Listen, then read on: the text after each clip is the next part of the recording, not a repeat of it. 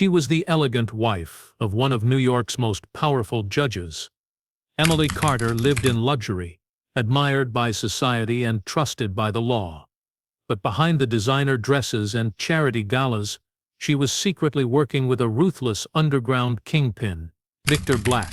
When Judge Daniel Carter discovered the truth, it didn't just destroy his marriage, it ignited one of the most shocking scandals in American legal history.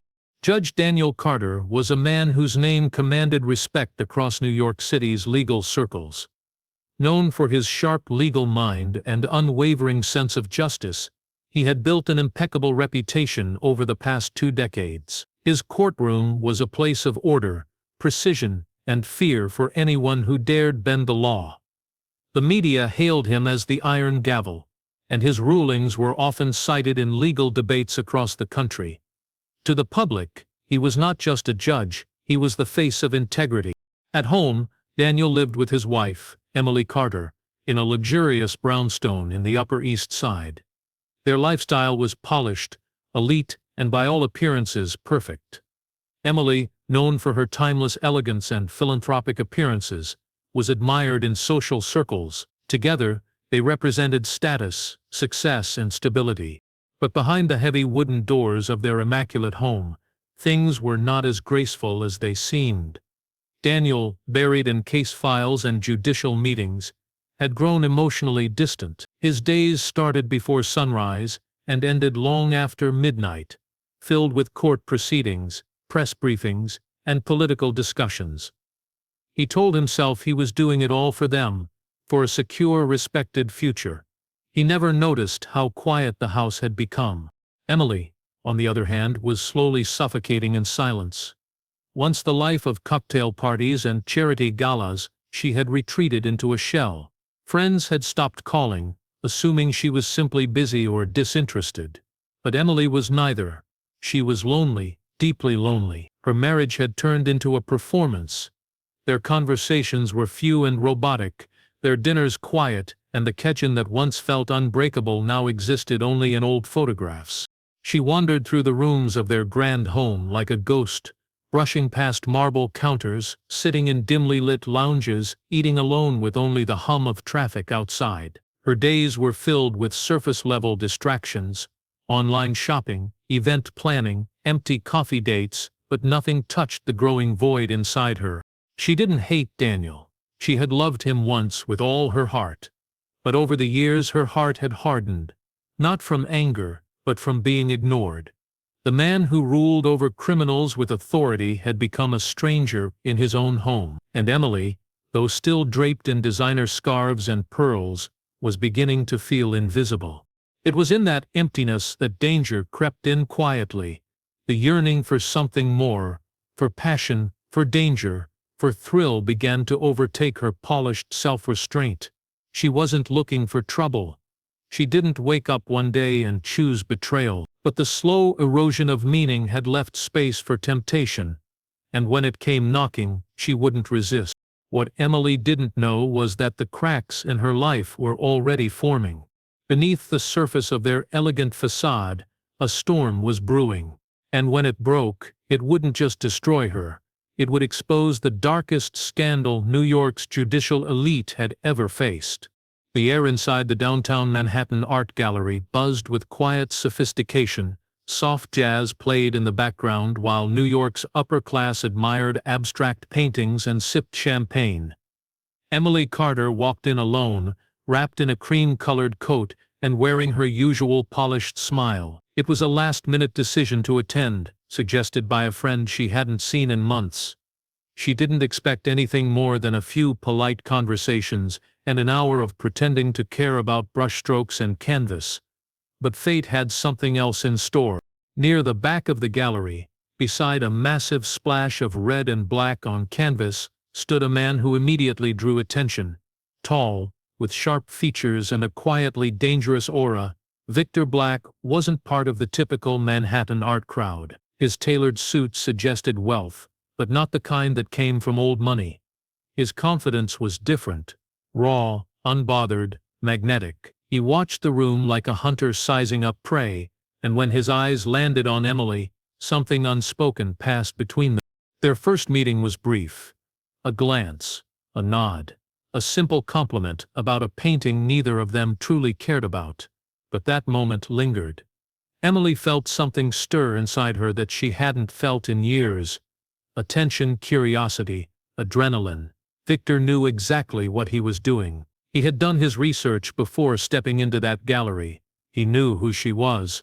The wife of a highly respected federal judge, socially connected, emotionally neglected, and unknowingly walking into the shadows. In the days that followed, they ran into each other again.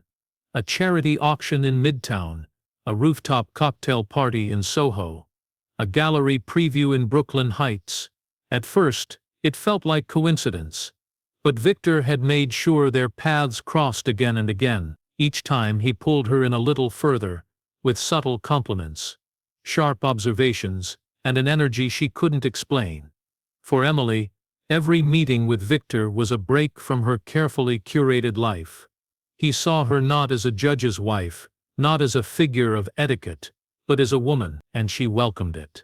Soon, the casual encounters turned into secret coffee dates and late-night drives. Victor's world was unlike anything Emily had ever experienced, loud, unpredictable, and dangerous. He ran high-end nightclubs, discreet gambling rings, and illegal import operations. He was always surrounded by money, risk, and secrets. Emily didn't ask questions. She didn't want to ruin the thrill. With Victor, she felt alive again. When Victor asked her for a small favor to move a donation through one of her charity foundations, she said yes without thinking. It felt harmless, just paperwork. No one would suspect the wife of Judge Daniel Carter to be involved in anything shady. That single favor turned into many more. And each one pulled her deeper into a world that was fast, dark, and impossible to escape.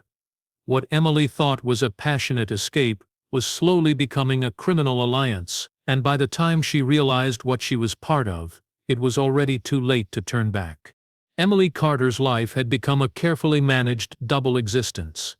In the daylight, she maintained her identity as the polished wife of Judge Daniel Carter, attending charity luncheons, appearing in local magazines, and giving speeches about justice and social change. But as the sun went down, she stepped into an entirely different world. What began as harmless attraction had evolved into full complicity in Victor Black's criminal operations. The deeper she went, the more valuable she became to him. It started with one transfer, an untraceable donation funneled through her dormant nonprofit foundation. Victor had explained it simply: clean money, needing a clean exit. Emily had contacts in banks, lawyers, and social clubs. She signed documents without asking too many questions. The money was moved discreetly, and nothing came of it. No red flags, no inquiries. The ease of it surprised her. Victor saw potential and acted quickly. More fake nonprofits were registered in her name: cultural groups, youth empowerment centers, even a fabricated environmental trust. Emily provided the social legitimacy. Her face and reputation made the operations bulletproof. She hosted brunches in support of initiatives that didn't exist, shook hands with officials, and gave interviews about urban reform, all while millions in criminal funds quietly moved through accounts she controlled. Behind the scenes, Victor expanded his power. With Emily's access to privileged circles, he obtained early information about legal raids, court decisions, and police investigations. She heard things at formal dinners and private receptions, details no one else could reach. Without fully realizing it, she became his informant. Her tips kept his network ahead of the law. Judge Carter remained oblivious. Absorbed in federal trials and press conferences, he had no idea that his wife had become a key figure in one of the most sophisticated money laundering operations in the city. To him, Emily was just re-engaging with her old passions: charity work, public speaking, and social advocacy.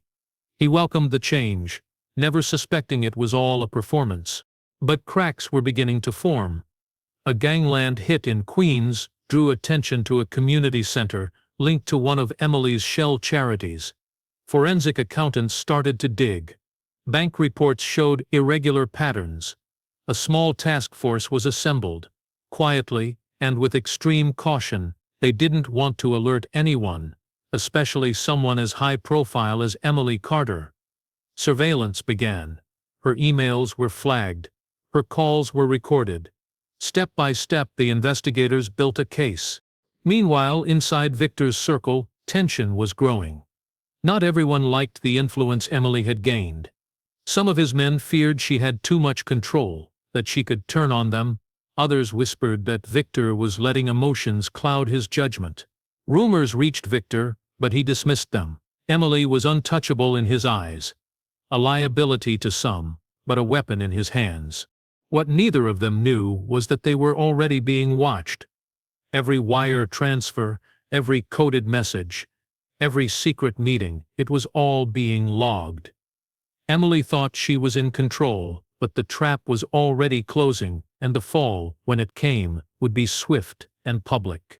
The envelope arrived at the federal courthouse, without a return address. Judge Daniel Carter was in his chambers when his assistant placed it on his desk. It looked ordinary, just another batch of legal documents or anonymous grievances. He opened it without hesitation. Inside was a series of high-resolution photographs. At first he couldn't understand what he was looking at. Then the images became clear, and his heart stopped. Emily was in each one, sometimes sitting across from Victor Black in quiet, upscale locations, sometimes handing him folders. In others, she was receiving envelopes, looking around carefully before slipping them into her handbag. One photograph showed her leaving a luxury hotel with Victor late at night, her head down, his hand on her back. Each frame told a story he had never imagined. The betrayal wasn't just personal, it was criminal. Daniel Carter, the man who had ruled on corruption cases for decades, now found himself in the center of one. The judge who had sent mob bosses and political figures to prison was staring at undeniable evidence that his own wife was colluding with a notorious criminal. For several long hours, he sat alone, numb. Then, with slow precision, he made a decision. Without confronting Emily, he submitted the photographs to the Federal Bureau of Investigation and requested a formal but confidential probe. Emily noticed subtle changes. Daniel came home later than usual, said even less than before, and studied her with a gaze that felt colder, sharper. But she assumed it was stress. His docket had been overloaded lately. She had no idea her world was beginning to unravel. Victor had grown distant too. He canceled meetings, stopped taking her calls, and avoided any unnecessary contact. Something in his behavior had shifted. His confidence was still there, but the warmth was gone. She convinced herself he was just protecting her, that he was being careful, but doubts crept in. One morning, Victor disappeared. His apartment was emptied. His phones disconnected. His clubs were shut down without warning. Employees were paid off, and records were wiped clean. No one knew where he went, or no one was willing to say. Emily panicked. She called everyone she knew who might have seen him. Nothing. He was gone. She tried to contain the damage. Deleted contacts, burned paper files, avoided her foundation offices, but it was already too late. Her phone had been tapped. Her bank records had been copied. Every single step she had taken for the last 3 months had been logged by a federal task force operating under deep cover. The arrest came on a Thursday evening, during a women's business networking event at a midtown hotel. 2 plainclothes agents approached her without causing a scene. No handcuffs, no shouting, just quiet, professional efficiency. Within minutes, Emily Carter, the face of elegance and social grace, was escorted out through a service exit and taken into federal custody. Sitting alone in an interrogation room, hours later, she finally understood the scale of what had happened. Victor had vanished. Her husband had turned her in, and the world she built on charm, secrecy, and risk had crumbled without mercy.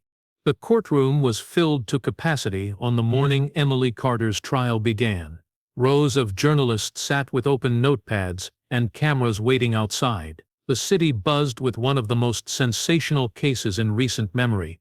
A federal judge's wife accused of laundering millions, leaking court-sensitive information, and partnering with one of New York's most dangerous underground figures. Headlines called it the scandal of the decade. The betrayal was too massive to ignore. Emily walked in, wearing a simple navy blue dress. Her once flawless image, now strained under the weight of disgrace. Her shoulders were squared, her eyes calm, but the world watching her could see the exhaustion. Gone was the glamorous wife of Judge Daniel Carter. In her place stood a woman stripped of illusion, waiting to be judged by the very system she had once stood beside. Across the room, Daniel sat alone. He was no longer wearing his judicial robes. Having resigned quietly weeks earlier, he came not as a legal figure, but as a man whose life had been shattered. He didn't speak to the press. He didn't speak to Emily. He simply watched. The prosecution presented a relentless stream of evidence. Wire transfers, shell corporations, surveillance images, recorded conversations. They paint Emily not as a bystander but as an enabler, someone who used her social influence and non-profit work as a shield for organized crime. Her lawyer attempted to soften the narrative, portraying her as emotionally isolated, manipulated by Victor Black and abandoned by her husband. But the facts were too sharp, the trail too clear. Witnesses described the flow of illegal funds through Emily's foundations.